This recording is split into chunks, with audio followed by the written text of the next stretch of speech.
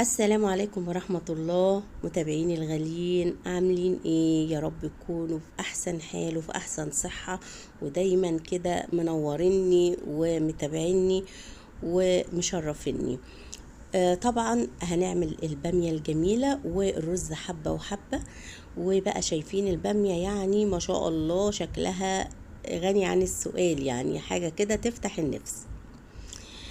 احلى طاجن بامية ممكن تاكلوه بالتركات بقى، والتركاية الاخيرة اللي هنقول عليها اللي بتخليها في حتة تانية.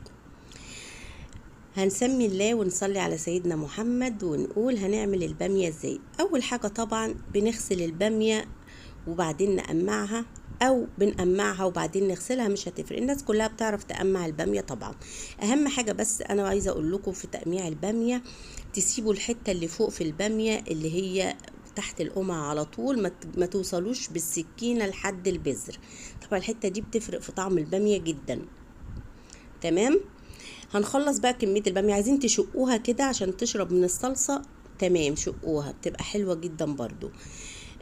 لو كبيرة بقى وعايزين تقطعوا ده موضوع تاني. المهم بقى نبدأ حلة على النار، ومعلقتين 3 زيت كده ويسخنوا، وبعدين ننزل باللحمة بتاعتنا تاخد صدمة، لونها بس كده يتغير، تقفل المسام بتاعتها عشان طعمها يفضل فيها كده وتبقى طرية جدا. هنبدأ بقى نقلب، كل ما تاخد يعني خدت اللون من على الوش اللي تحت، نبدأ نقلب بقى الجنب التاني كده لحد ما نخلص كمية اللحمة كلها ونتخرها كده في جنب. ونحط بقى لو عندك عظم بقى من بتاع العيد، مواسير عظم كده اللي هو بيبقى في الظهر ده، طبعا الجزار مش بيعرف يشفيه كويس، فانت بقى بتحطيه يعمل شوربة جميلة جدا ولذيذة. هتنفعك بقى بعد كده في ايه؟ في الطبخة بتاعتك. هتبدأي بقى تحطي الخضار بقى اللي بنحطه على اللحمة، بصل وطماطم وجزر والتوابل كمان، فلفل اسود وحبهان ولورا. تمام كده.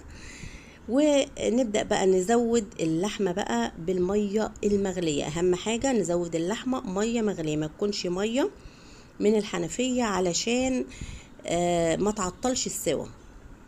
تمام كده.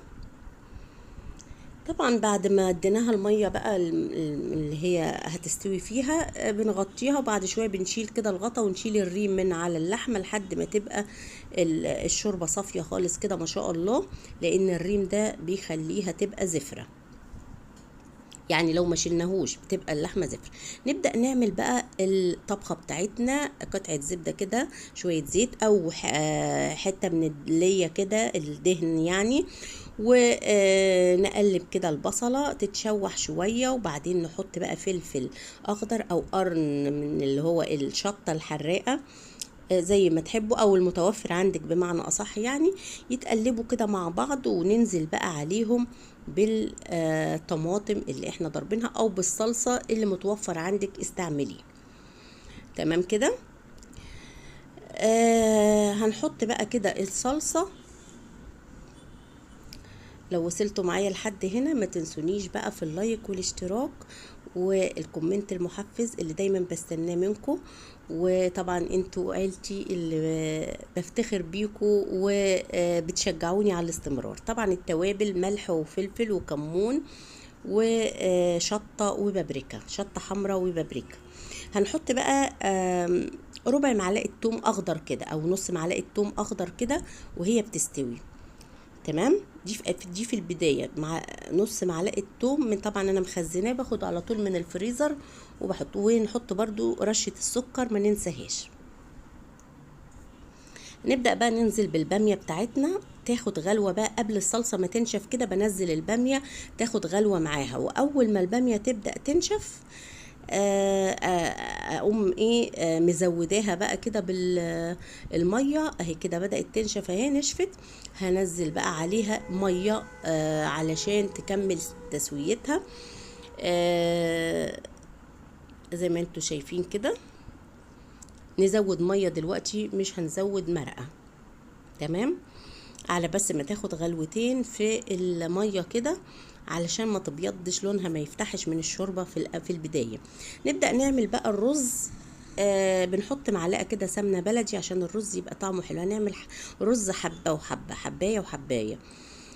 نحمر جزء كده منه، والجزء التاني هنحطه أبيض. طبعا ما نخليش الرز يغمق مننا، اللي هنحمره يفضل لونه أصفر فاتح كده علشان ما يبقاش طعمه ممرر في الأكل. تمام. طبعا حطيت قطعة سمنة بلدي وشوية زيت يا جماعة، الرز لازم يتعمل فيه زيت عشان يبقى مفلفل وجميل. نبدأ بقى نحط الملح ونسيبه بقى كده ينشف مع بعضه كده، يتشمع كده. وبعد كده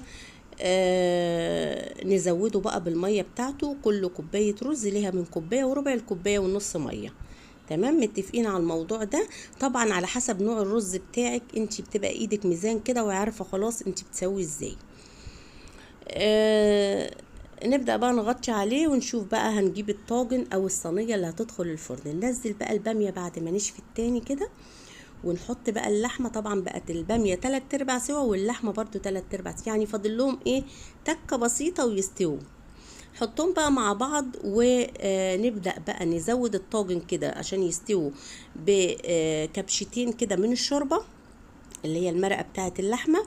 وبعد كده ندخله الفرن ينشف ويستوي في نفس الوقت. تمام. على ما يستوي في الفرن بقى هياخد له 10 دقايق كده او اقل. هنبدأ نجهز بقى الخطوة الأخيرة، واللي هي بقى بتودي الموضوع في حتة تانية خالص. خلي البامية بتاعتك طعم وريحة وحاجة خطيرة جدا. هنعمل لها طشة التوم، قطعة دهنة كده، ونحط معلقة توم كويسة كده، ونبدأ بقى وطبعا معلقة سمنة او شوية زيت عشان يعني على ما ايه الدهن يفك كده ويسيح. نبدأ بقى ياخد اللون اللي هو كده الأحمر كده، ونبدأ ننزل على البامية بتاعتنا كده، نوزعه ونقلبه كده في الطاجن بتاعنا. طبعا هعمل بقى يعني كبشة كده من المرقة علشان انزل بيها بقية الطشة، وفي نفس الوقت اوزع التوم اللي في الصينية اهو كده كله توزع مع بعضه. احاول كده بالمعلقة، وبعد كده بقى ايه وادخله كده جوه الطبيخ، وافضل بقى احطه بقى في الفرن ياخد اخر تشميعة بقى 5 دقايق بس. خرجت يعني عايزه تسيبيه كده سيبيه، عايزه ياخد الحمار كده وينشف بالطريقه دي بيبقى تحفه جدا بالذات في العزايم. نشفت الصينيه كده وبقت خطيره، وبقت حاجه يعني لون وطعم يفتح النفس. والرز بتاعي طلع مفلفل وجميل جدا ما شاء الله، حبه وحبه زي ما الكتاب بيقول. كده طبعا الطبخة بتاعتي خلصت. يا رب يكون الفيديو بتاعي نال اعجابكم، واتمنى اكون ضيفة خفيفة على قلبكم. واستنوني في فيديو جديد، واستودعكم الله، والسلام عليكم ورحمة الله وبركاته.